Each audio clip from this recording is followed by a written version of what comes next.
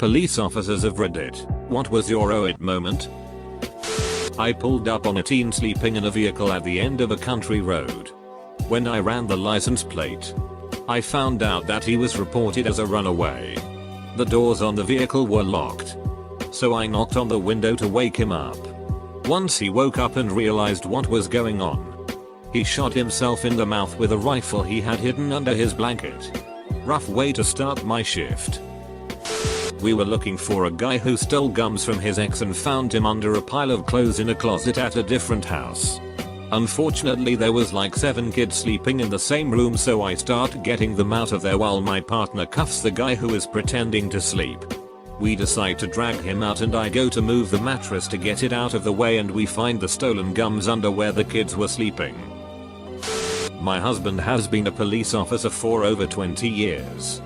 One night he was patrolling the downtown area when he noticed a purse someone had left behind. He opened the bag to check for ID and found a turd. Some lady took a bigger sheet in her handbag and left it behind. He'll talk about autopsies and burnt bodies, but that is the one story he would rather forget. Edit, thank you for the gold and silver. I'm so happy my husband's story made so many of you laugh. A law prof in Australia spent 20 years as a cop before becoming a lawyer and eventually teaching. In explaining the battered wife syndrome defense to Med-Dare, he told a story of a call to little old lady's house where she had said on the phone that she had killed her husband. Before this incident, he didn't really understand why it existed. Why doesn't the woman just leave? Why doesn't she just go to someone else's house? Prof shows up to the door and is greeted by a little old lady saying, "Come in. Would you like some tea?" He goes in and she starts putting some cakes on a tray and pouring tea. He wonders if she's all there. He asked, "So you said that you held your husband on the phone. Would I be able to see him?" She directs him to the living room where the old man was on a lazy boy chair, bottle in hand, and a tomahawk in his skull. Meanwhile, old lady is asking if he takes sugar or milk in his tea. The prof said at this moment he realized why the defensive battered wife existed. The drunk old guy had been beating her for years, controlled all the money and didn't let her have friends. She had nowhere to go even if she left him. So on this day, after saying he was going to beat her if his sports team lost, she took matters into her own hands. He said this was the moment he realized that sometimes there are situations where life doesn't make sense and people take the only way they can see. I'm not a cop, but my younger brother is. On his first night out of field training. So the first night he's not riding with an instructor, him and his equally new partner were heading back to the station at the end of the night around 2 AM. He's driving down a major street and there are 2 subs hauling as the other direction. All of a sudden someone leans out the rear window of the second vehicle and starts firing rounds from a rifle at his car heading opposite direction. Naturally they flip around and give chase, and call it out on the radio. He said it was either the fact that his partner was screaming his head off into the radio, or the fact that it was the 2 rookies getting shot at. But the entire city's police force came down on them in about 2 minutes. They ended up catching both vehicles. Turns out it was some sort of dispute at a bar between the occupants of the subs. Vehicle 2 was chasing Vehicle 1. Saw the cops, who had no idea about any of it, coming the other way and decided to take it up a couple notches. Does it count if it was my dad? Mom took me and my siblings to the doctor one day. Turned off her sellers per doctor's office policy back then. Fast forward a few hours. We pull up to our house and there's a cop car waiting for us in the driveway. Not my dad's. Anyone with family in law enforcement knows having a cop at your door that isn't your loved one is something you never want to experience. Long story short, my dad's flashbang malfunctioned and detonated in his pocket during a call out. He was SWAT. Definitely a no-sheet moment for him and everyone in the back of that van. He very nearly bled out and they couldn't get a hold of my mom. She swears the whole department was in that waiting room when we got there. And my dad lived to tell the tale. Love him. Edit. Sorry to do the cheesy after post edit, but I had to say thank you to everyone for all the kind words. You didn't have to take time to say nice things about my dad, but you did and it seriously means so much. Thanks for existing, friends. As a rookie, I was responding to an alarm at restaurant that was supposed to be haunted by a woman. The first officer that arrived was an older officer that didn't do much and didn't ever get excited on the radio. As soon as he arrived, he asked for a second unit in a high-pitched tone. As I pulled in, he had his shotgun out and he was leaned up over his hood. My first thought was, oh shit, someone is breaking in. When I ran up to him and asked what up, all he said was as he pulled up and his lights hit the building, a woman jumped off the roof and disappeared. He was clearly shook. Me and another officer checked the building and found no evidence that someone had been there. It made an impression on me and I never went back to the restaurant at night without another officer. Not myself personally, but my father. I've heard this story hundreds of times over the years and this seems like the perfect time to share it. My father was a Miami-Dade County sheriff in the 80s. One of the first rookies pulled from the academy straight to Miami. All the time he tells me how police officers are all control freaks. His oh shit moment was when he lost control. On his way home from a shift one day, he overheard a call on the radio about a convenience store robbery right near where he was. He radioed in and said he'd check it out as he was still in uniform. Still had shirt, pants and badge. But gun belt had been removed.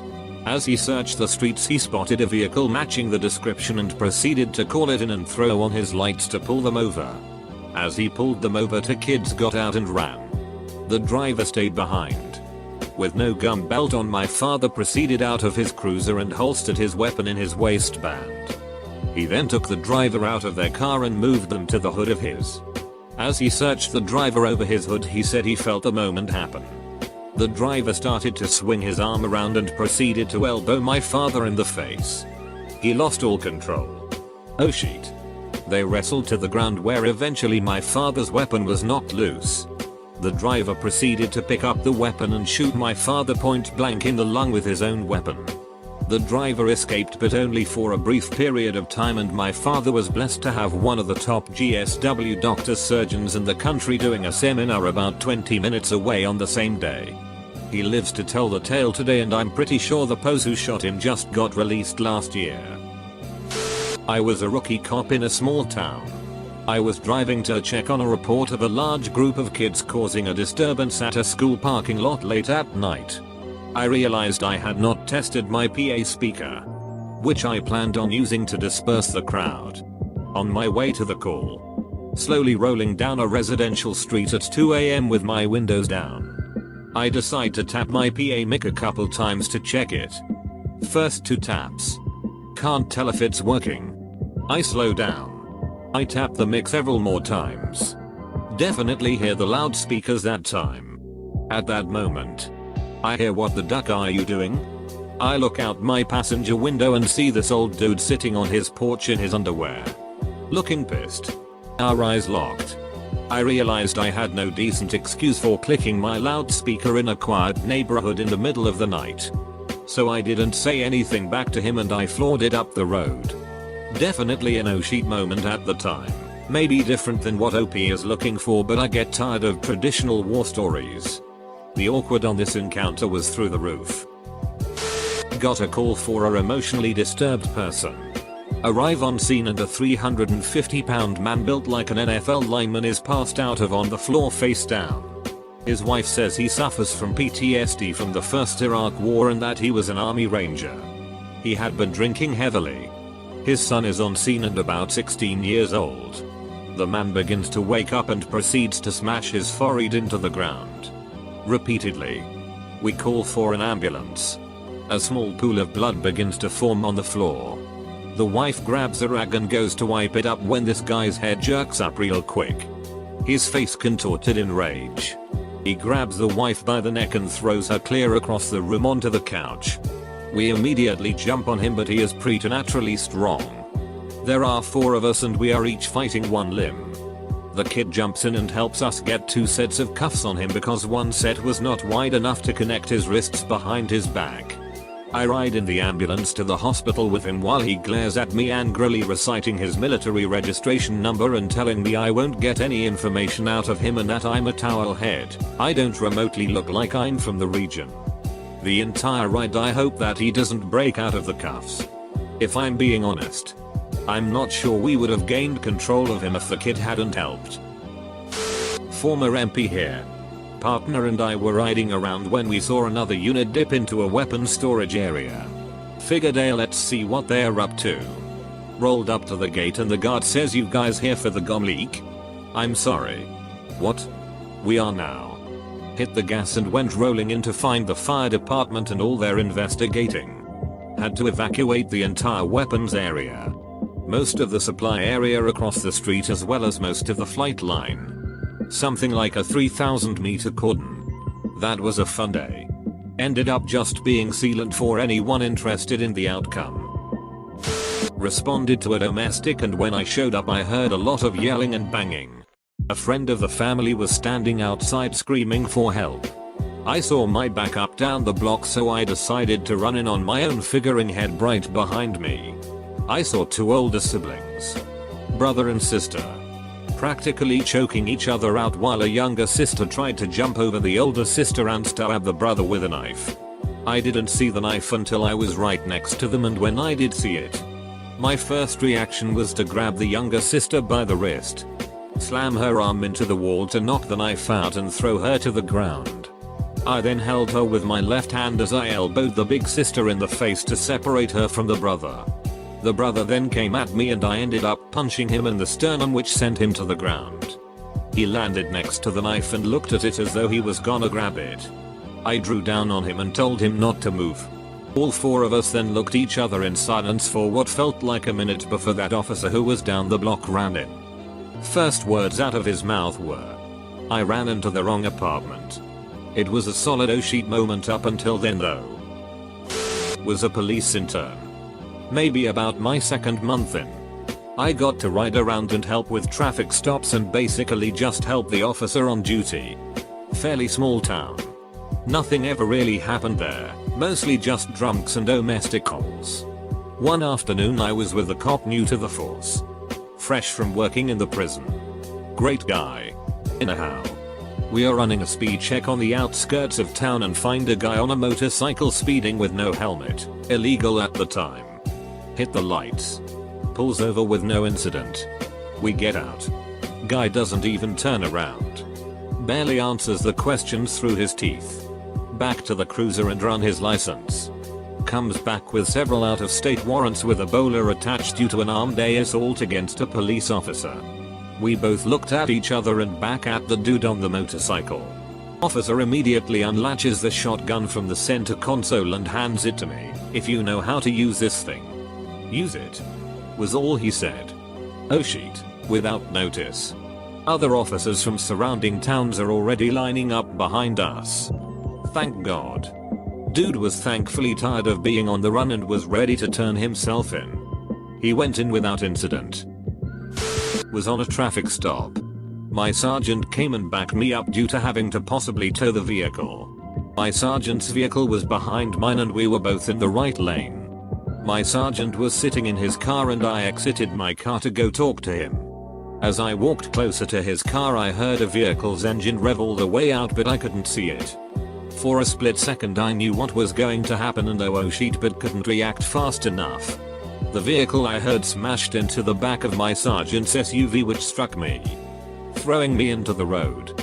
The driver was completely hammered and didn't have a license. This happened last Sunday and I have surgery in a couple weeks for my knee and my sergeant has a broken back. Nothing makes you go oh shit more than stopping an obvious drunk. Feeling like you could be stopping a homicide in progress. To realizing you know the person. Maybe you know them really well. When I was responding to a simple trespass after warning call and upon me making contact with the trespassed individual, he charged myself and my zone partner with a pair of scissors. Not a cop, but to any cop that reads this, thanks for all you do. It's a job that gets to you physically and emotionally and people treat you like shit and that is so wrong. I respect anyone that gets so much hate for helping and still continues to do it. Not me. But my friend is a cop. He pulled up to accident scene once involving a motorcycle. Gets out of his car. Starts walking over and sees the guy's helmet. Figures he'll be nice and bring it over to the guy. Well, as it turns out, The guy was still in the helmet. Worked with a guy who used to work for Long Beach PD. Told me a story about a call coming in that some old man had threatened his neighbor for knocking down his fence. Friend gets on scene a little late and 2 other units had already showed up. Friend sees crazy old guy cuffed and in the back of one of the cars already. He thinks okay, these guys got this, and just wants to make sure the first units are okay. He walks up to one of the cops and notices that he has this "oh shit" look on his face. Cop says to friend, "Come with me, you have to see this sheet." My friend follows the other officer into crazy old guy's garage through the house. His exact words when he told me this story was, "It was like that scene in Boondock Saints where they buy the guns." The crazy old man apparently had been stockpiling weapons for the last 20 years. Multiple rifles, shotguns, pipe bombs, Semtex, various pistols, and the throne. A gas-powered lawnmower that had 2 M60s mounted on it. Controls for both weapons. Ammo cans etc. I'm not sure what else was on the throne lol. We happened to be right on top of the scene when a carjacking with a gun call went out. I saw the car fishtailing in the snow half a block away. We started to chase. And the driver bailed immediately in the driveway of an apartment. I chased him up a hill while my partner ran around the building to cut him off. Just as I crested the hill, a shot rang out. He fired blindly behind him. The old to whom it may concern shot. We chased him through a church parking lot where the bingo game was just letting out. So no return fire. Caught him in a backyard behind the church. The department gave us nice plaques. And cake. When I was a corrections officer, I got assigned to shadow an experienced officer until an FTO would be available to train me. It didn't take me long to find out that this CO was highly unpopular among the inmates. My moment was when we went into a 50-man dorm to do a roster bed check. And there was absolute silence in the dorm. And I could feel the hair standing on the back of my neck. The inmates were intently staring at the officer I was shadowing. He was oblivious to it. While I was straight up in fight or flight mode. Never experienced that in a dorm after that. I feel like something serious was potentially going to go down that night. 2 on 50 is not good odds. I couldn't have been happier when I didn't have to shadow that guy anymore. Not me, but my grandpa was on the California Highway Patrol for 20 years.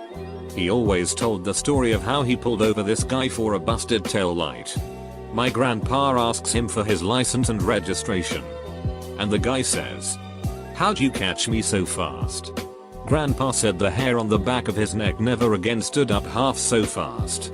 Turned out the guy had robbed a bank not 5 minutes before. I was running a road crew cleanup one day. And I had 8 state inmates.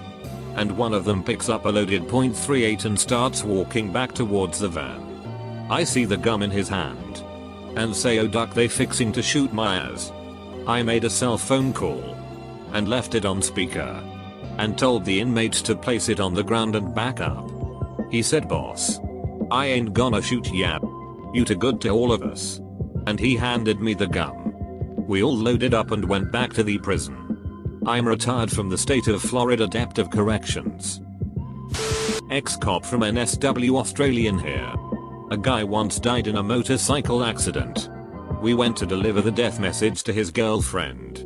After reading the collision report, the truck driver said he just pulled straight in front of him like a deliberate suicide. She was not answering, so we forced entry. The shelves of the fridge were on the kitchen floor. Opening the fridge, we discovered multiple pillowcases with her cut up body inside. That was certainly an oh shit moment.